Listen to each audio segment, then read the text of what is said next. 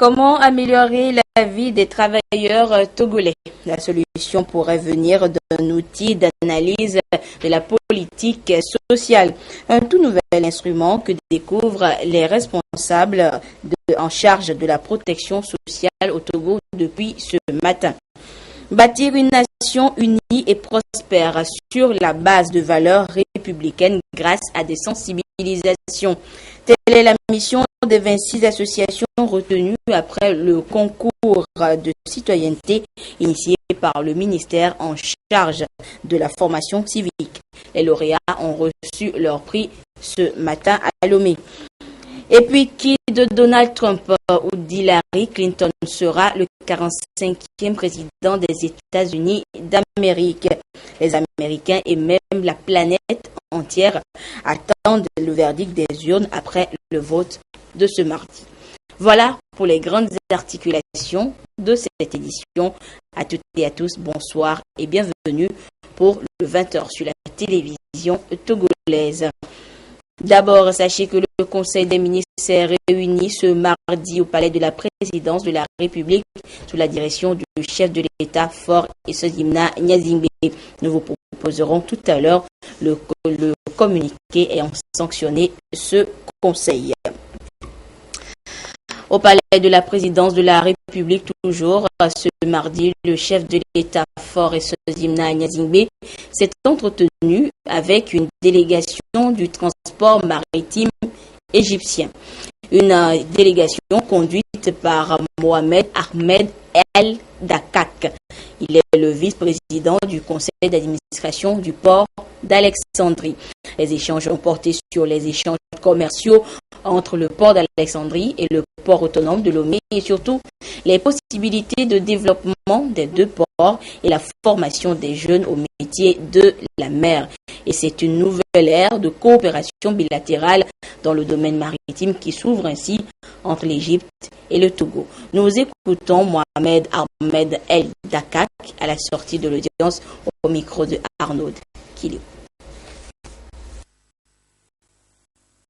كنا بنتكلم اساسا في اتجاه محور تنمية العلاقات والتعاون في مجال. C'est une visite d'une délégation de transport maritime et nous sommes ici pour lancer la coopération dans le domaine du transport maritime et c'était le sujet principal de cette rencontre pour discuter les possibilités d'améliorer la coopération dans ce domaine. Le premier sujet, c'était la discussion de possibilités d'avoir une ligne maritime directe entre l'Égypte et l'Afrique de l'Ouest en général et le Togo en spécifique. L'autre sujet, c'était le sujet de formation. Il y a beaucoup de possibilités de formation, de coopération dans le domaine de formation parce que nous avons avec nous le doyen de la faculté de recherche maritime et aussi le doyen de la faculté d'ingénierie maritime. Et ils ont offert des bourses de coopération et de formation. Le troisième sujet actuellement, c'était la coopération dans le domaine de développement de ports parce que l'admiral est le représentant de le port autonome d'Alexandrie qui est le plus grand au Moyen-Orient et sur le mer Méditerranée et pour discuter aussi cette coopération avec le port autonome de Lomé mais aussi l'érosion côtière. Et en seconde audience, le chef de l'État s'est entretenu en début d'après-midi, toujours au palais de la présidence de la République, avec Madame Neza Alaoui, ambassadeur du Maroc au Togo. En fin de mission dans notre pays, elle est allée faire ses adieux au président de la République. La diplomate marocaine n'a fait aucune déclaration à la presse à la sortie de cette audience. De son côté, le Premier ministre Comissé Lom Klassou a reçu ce mardi une délégation conduite par le directeur général adjoint de l'UNESCO, M. Tang Kian, et le chef du gouvernement ont échangé sur les sujets relatifs à la coopération entre l'UNESCO et notre pays, du succès enregistré par le Togo dans la mise en œuvre du nouvel agenda du développement durable, surtout concernant le volet éducatif. Écoutons le directeur général adjoint de l'UNESCO à la sortie de l'audience. Il est au micro de Nathalie Paneke.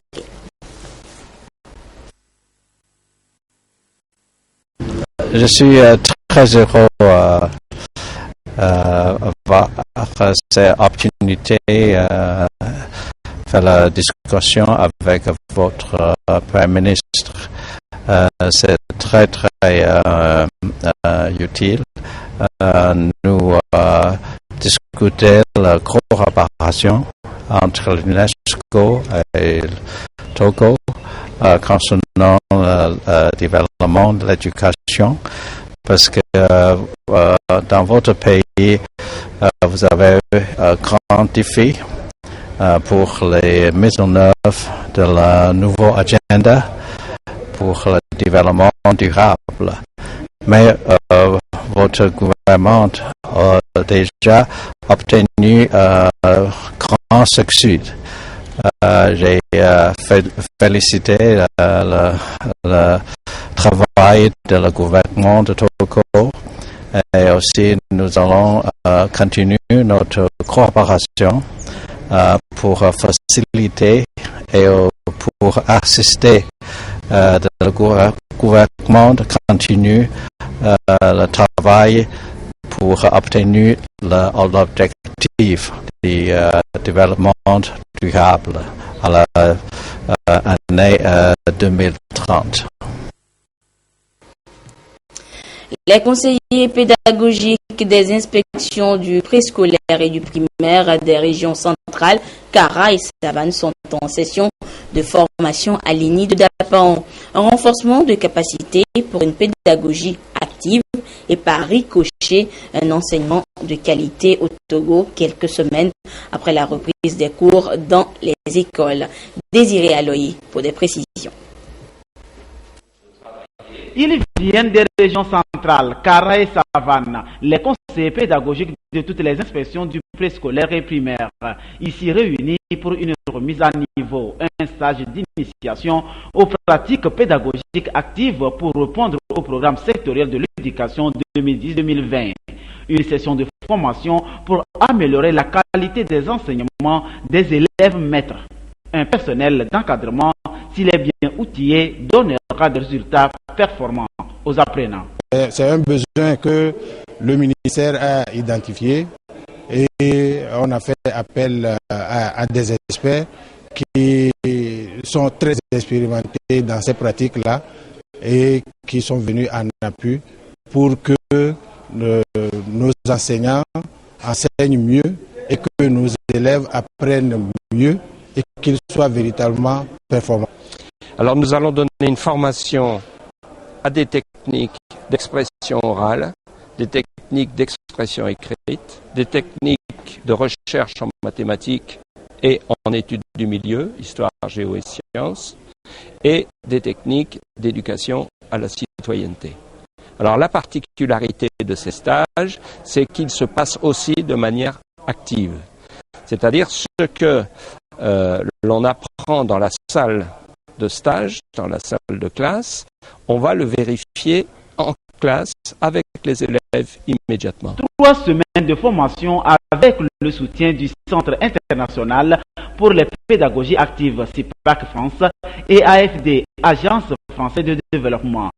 Une fois outillés, les bénéficiaires seront engagés à accompagner et encadrer l'intégration des pratiques de pédagogie active comme démarche privilégiée de formation dans les ENI et établissements scolaires. Autre intérêt, assurer un suivi régulier des cellules pédagogiques dans les écoles associées. Les responsables en charge de la protection sociale au Togo découvrent depuis ce matin l'outil d'analyse des options de politique sociale.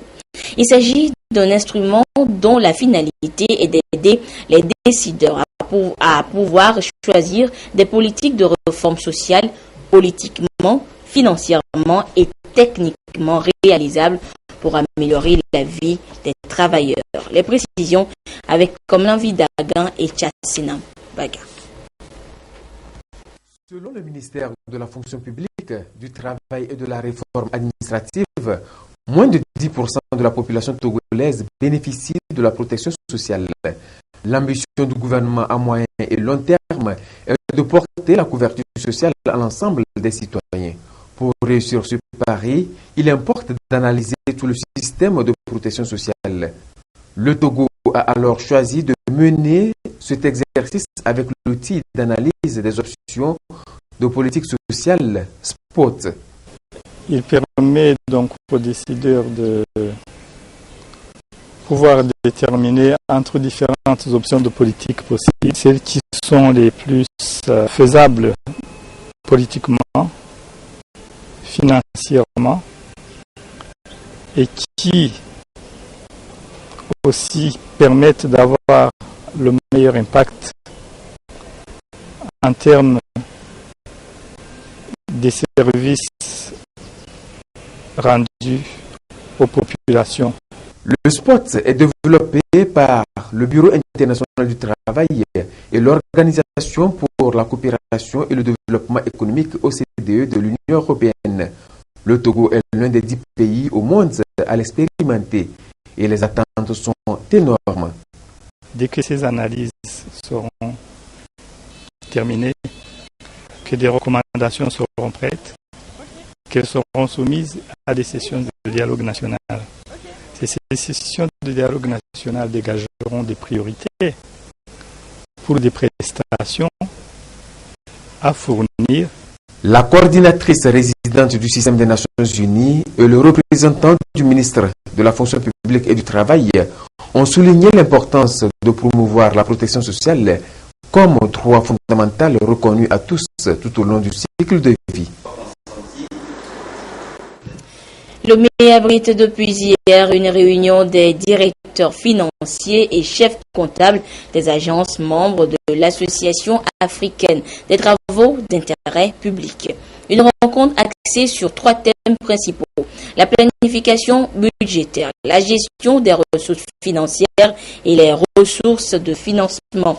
Elle va permettre à ces acteurs de mieux maîtriser les stratégies liées à la gestion financière au sein de leurs différentes agences. Carmen Madia-Kakbo pour le compte rendu. Les agences d'exécution des travaux publics, à l'instar d'AGETUR, jouent un rôle important dans le développement socio-économique des pays. À ce jour, le volume des travaux exécutés par ces agences réunies au sein de l'Association africaine des agences des travaux d'intérêt public Africa-Type s'élève à 7 milliards de dollars US.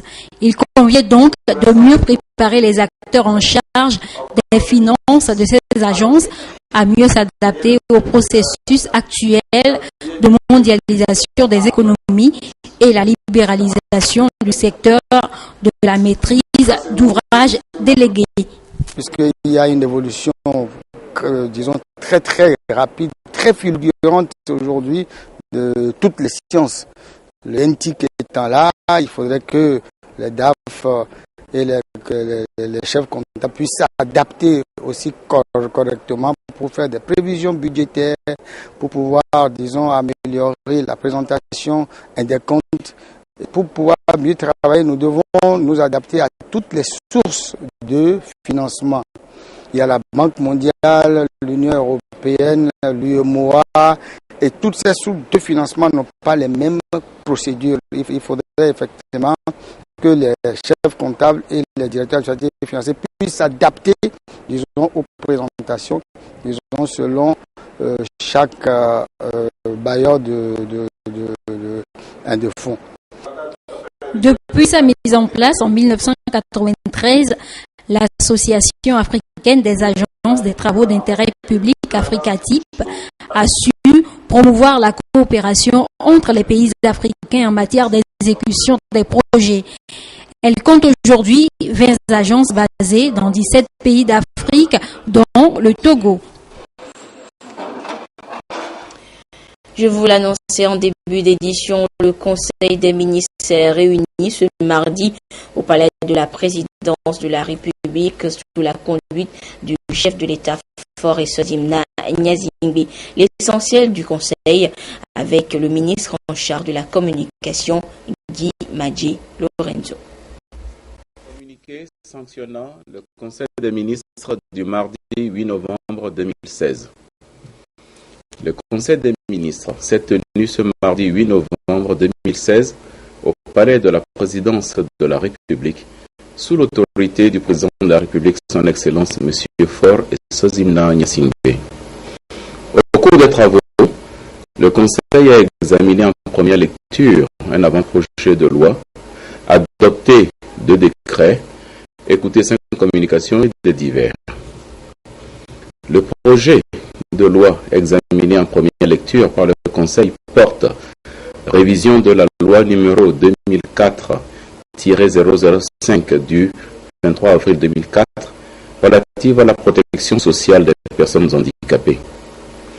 Le premier décret adopté par le Conseil porte organisation et fonctionnement du spectre des radiofréquences au Togo.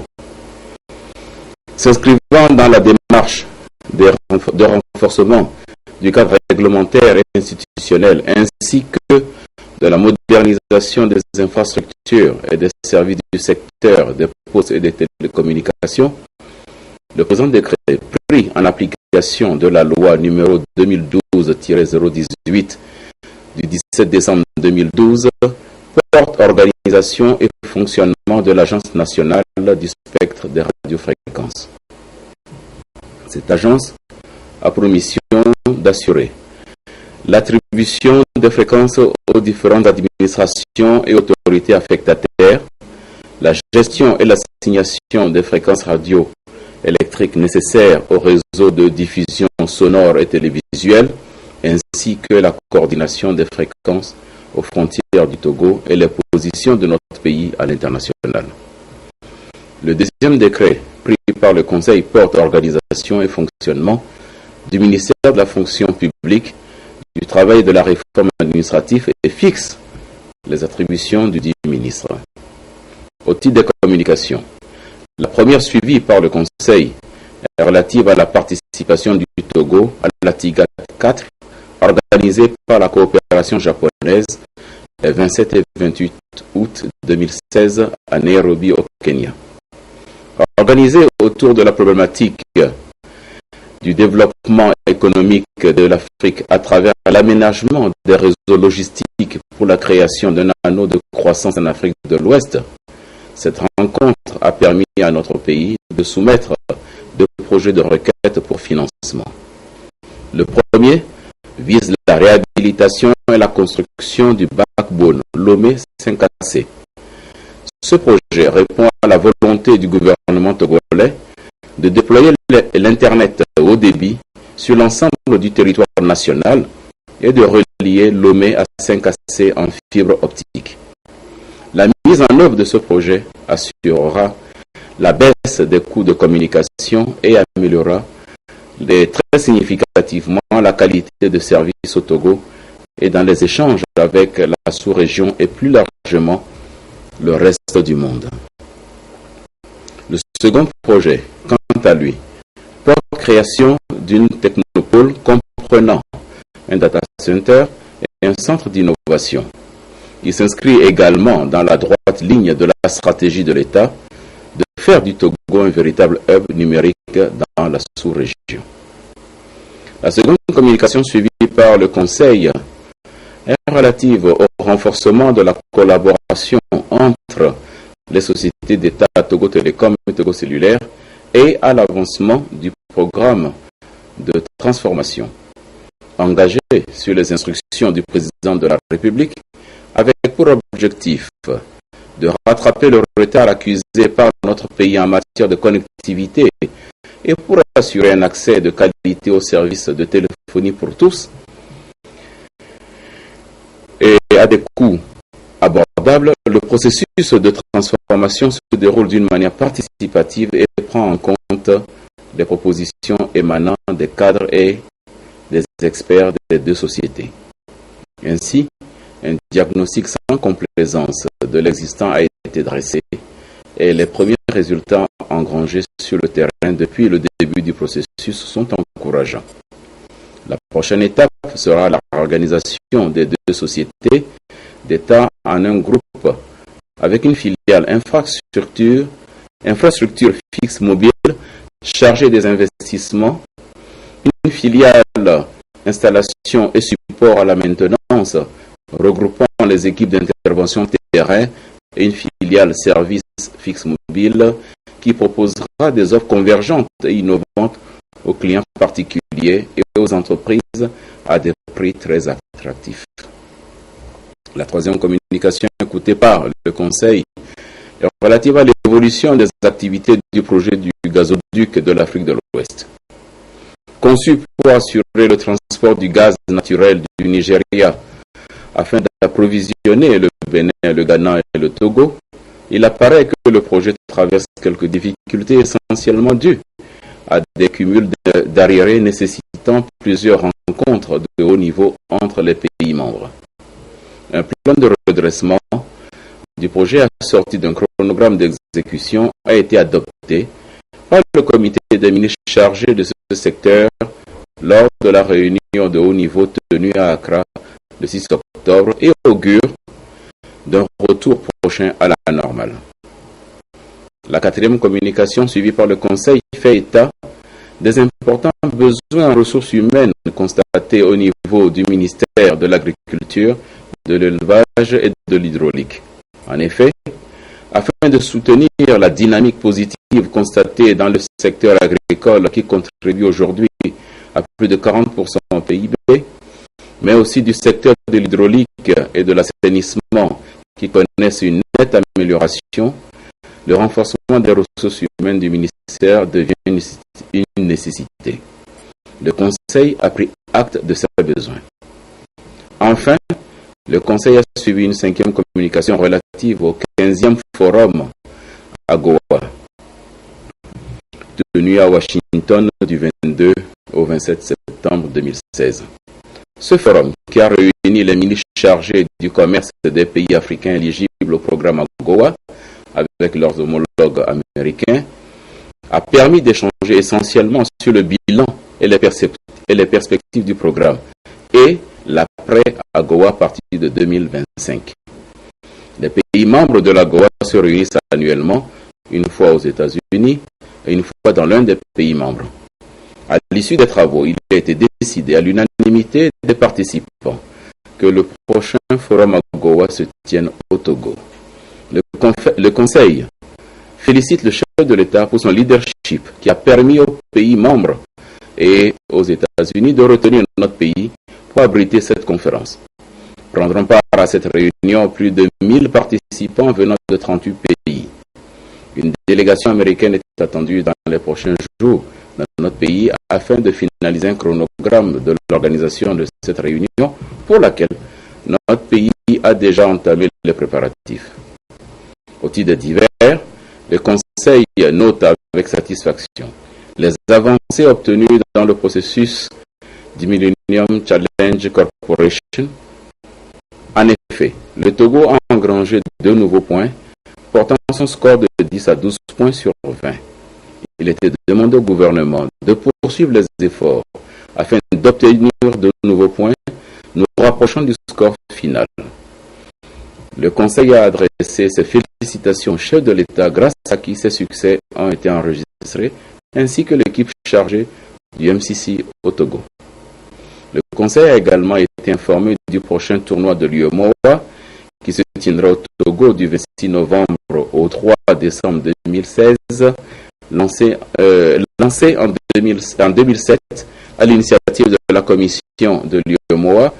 La Coupe de l'intégration ouest-africaine vise à créer un espace de brassage et de partage entre les peuples et les jeunesses des 8 pays membres et à favoriser la culture de l'intégration en rassemblant les équipes nationales de football des 10 pays composés exclusivement de joueurs locaux et évoluant dans l'espace communautaire. Initialement prévu pour se tenir en novembre 2014, Cette 7e édition a dû être suspendue à cause de l'épidémie de fièvre à virus Ebola au lendemain du tirage au sort effectué à Lomé le 27 septembre 2014. Sous l'impulsion du président de la République, l'UEMOA a renouvelé sa confiance au Togo pour abriter cette manifestation sportive, facteur de cohésion et d'intégration des peuples de l'espace de notre communauté ouest-africaine. Le Conseil a également pris connaissance de la célébration au Togo de la Journée mondiale de l'habitat, dont le thème cette année est le logement d'abord. Les manifestations relatives à cette journée s'étaleront du 10 au 12 novembre 2016 et se dérouleront sur le site de la cité Mokoko à Didogomé. Ce site abrite la phase pilote du programme de construction de logements sociaux.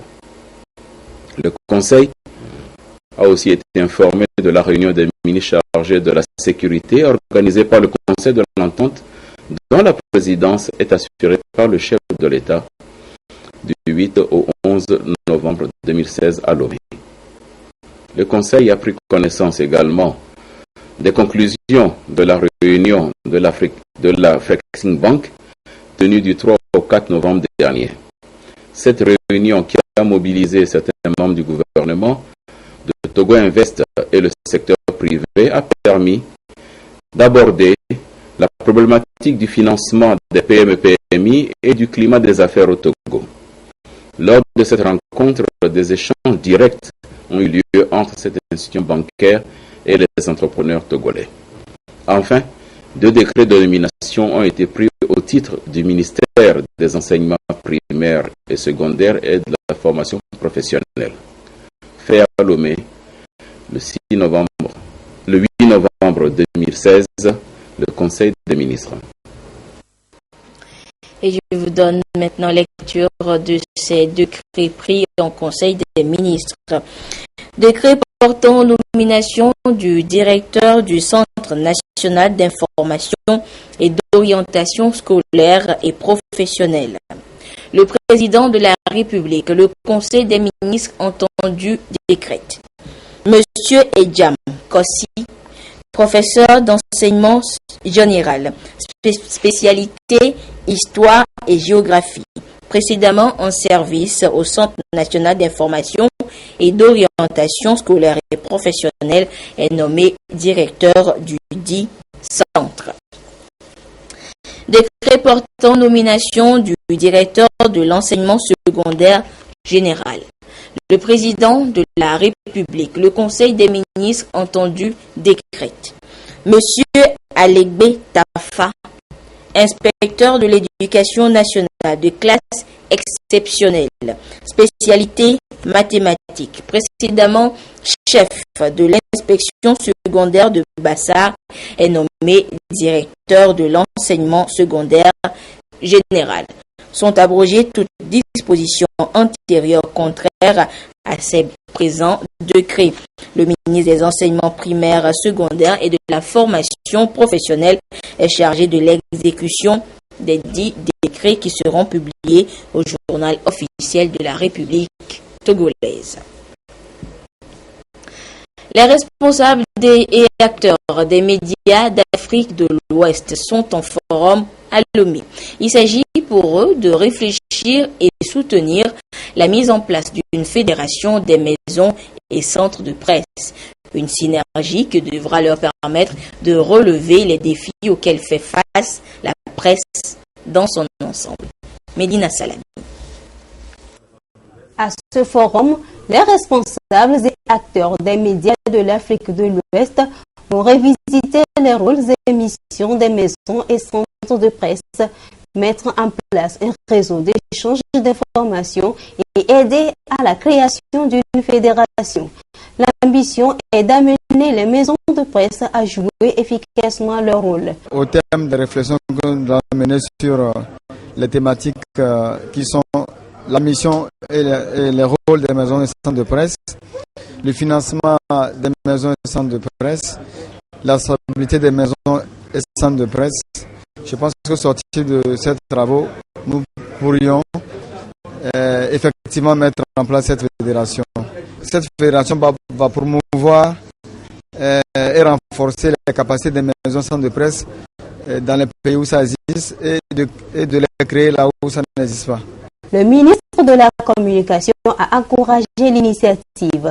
Selon lui, cette fédération, lorsqu'elle verra jour, redonnera un nouveau visage à la presse qui est confrontée aujourd'hui à de nouvelles exigences. La plateforme que vous vous engagez à mettre en place vous accorde un privilège certain, non seulement auprès des autorités étatiques que nous sommes, mais aussi auprès de potentiels partenaires multilatérales et bilatérales qui seront par un mouvement d'ensemble apporter leur appui à l'ensemble des maisons et centres de presse de la région ouest africaine.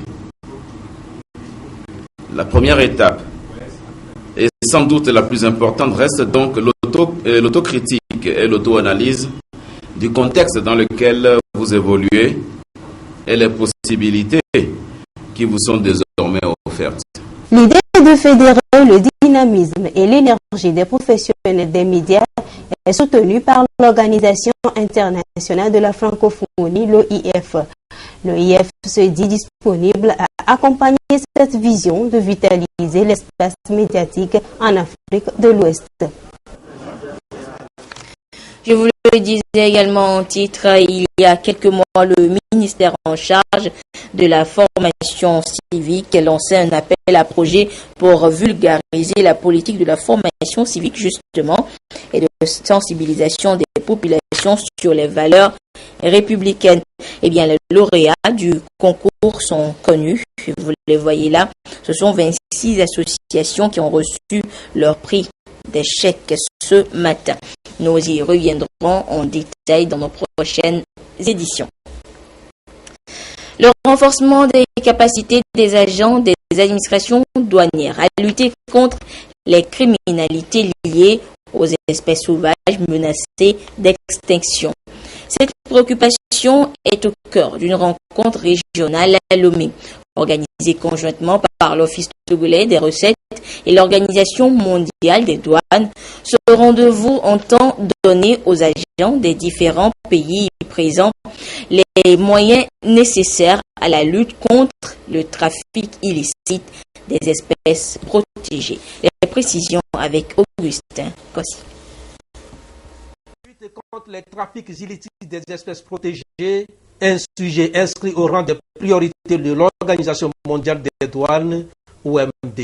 Les experts ici présents à Lomé vont passer en revue les meilleures pratiques en matière d'investigation, d'enquête, de livraison surveillée, ainsi que l'organisation des opérations de contrôle. Qu'on est sur une menace extrêmement sérieuse et particulièrement importante pour l'Afrique et tout son potentiel, tout son capital, son capital environnemental. Donc on essaie à travers ce programme, et l'OMD en est le principal acteur, de renforcer les capacités de lutte contre la fraude des différentes douanes du monde, faire en sorte qu'on puisse parler le même langage. Parler le même langage, cela sous-entend échanger des informations, coordonner les actions au niveau régional en vue de lutter efficacement contre les braconniers. Il est question aussi de revisiter les techniques de renseignement, de collecte d'informations des administrations douanières en charge de la protection de la faune et de la flore. Nous avons cette obligation de mener un certain nombre d'actions de protection dans le cadre surtout de la convention CITES qui voudrait que les espèces de la faune et de la flore menacées d'extinction soient protégées. Les assises de Lomé permettront aux différentes administrations de mutualiser leurs efforts afin d'adopter une approche globale et régionale pour renforcer leur capacité de lutter contre les trafics des espèces contrôlées et autres produits contrefaits. Le président de l'Assemblée nationale informe les députés que la 4e séance plénière de la 2e session ordinaire de l'année aura lieu le jeudi 10 novembre 2016 à 15h au Palais des Congrès, siège de l'Assemblée nationale. Autre actualité, ce mardi, les Américains sont appelés aux urnes ce jour pour choisir leur nouveau président. Ils sont 226 millions à converger vers les bureaux de vote ce mardi, tout comme les deux candidats en course au fauteuil présidentiel, Hillary Clinton et Donald Trump. Regardez. Elle a le sourire figé de ceux qui savent que l'histoire est en marche. Au moment de mettre son bulletin dans l'urne, Hillary Clinton le sait, rien n'est joué, mais les sondages lui sont favorables. Quelques heures encore et elle pourrait devenir la 45e présidente des États-Unis, la première de l'histoire. Je ferai tout ce qui est en mon pouvoir si j'ai la chance de gagner aujourd'hui. En plein cœur de Manhattan, Donald Trump, accueilli lui par des huées devant son bureau de vote.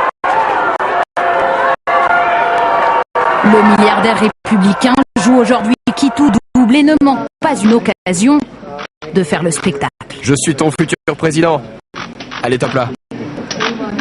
Confiant jusqu'au bout, avec un sens de la communication bien à lui. C'est combien?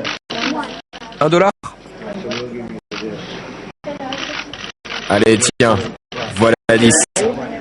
Tu vas pouvoir te faire un petit profit. Donald Trump mise tout sur l'impopularité de sa rivale pour remporter son pari fou. Mais la mobilisation des électeurs pourrait vite sceller son sort. Aux quatre coins du pays, de l'Ohio à la Virginie, les Américains se sont déplacés en masse. Pas mécontents d'en finir avec une campagne particulièrement dure. Ce que j'en pense, je suis bien content que ça se termine. On va enfin savoir. Plus de suspense en revanche à Dixville Notch, New Hampshire. 7 électeurs seulement dans le village et le résultat est sans appel. Avantage, Hillary. On connaîtra donc dans quelques heures le nom du 45e président des États-Unis d'Amérique. La littérature togolaise s'agrandit. Elle vient d'enregistrer un nouveau recueil de poèmes intitulé « Là où je ne suis pas ». C'est un chef-d'œuvre de l'écrivain poète, ancienne ministre de la Communication, Germaine Kouméalo Anaté, composé de 25 poèmes structurés en 3 grandes parties dans lesquelles l'auteur s'interroge sur la vraie condition de l'homme tout en aspirant à un monde meilleur.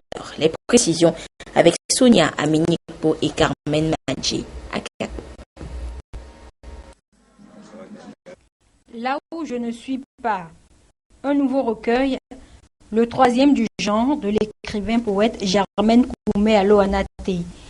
Dans ce bouquin de 25 poèmes structurés en 3 parties, l'auteur pose un regard poignant sur les conditions humaines sous une forme de révélation intérieure décrite dans un style très soutenu. D'où l'intérêt de la matière poétique pour les mordus de la langue de Molière. J'estime que là où le poète ne peut pas poser les problèmes dans des formes de vers, elle utilise la prose poétique pour mieux tendre vers la description. Ensuite, cela nous donne à comprendre qu'il y a une certaine ondulation dans l'inspiration poétique. Là où je ne suis pas est non seulement une interrogation, mais aussi une interpellation dans laquelle le poète aspire à un monde meilleur. C'est décrire la situation d'exil dans laquelle nous nous retrouvons souvent, beaucoup d'entre nous, soit à cause des voyages ou pour d'autres raisons également. C'est notre interrogation sur notre monde, sur ce monde de chaos que nous vivons au quotidien. Ce sont des valeurs dans lesquelles je ne me reconnais pas. Je ne suis pas dans ce monde et je rêve d'un autre monde Je rêve des hommes debout, des hommes qui ont d'autres valeurs. Germaine Koumé-Allo Anaté est titulaire d'un diplôme approfondi en sciences de l'information et de la communication. Elle est aussi enseignante, chercheure, directrice du Centre d'études et de recherche sur les organisations, la communication et l'éducation CEROS. Voilà, c'est sur ces images que se referme cette édition. Merci à vous qui l'avez suivi un peu partout grâce à la télévision togolaise, notamment du côté des États-Unis d'Amérique. Au revoir.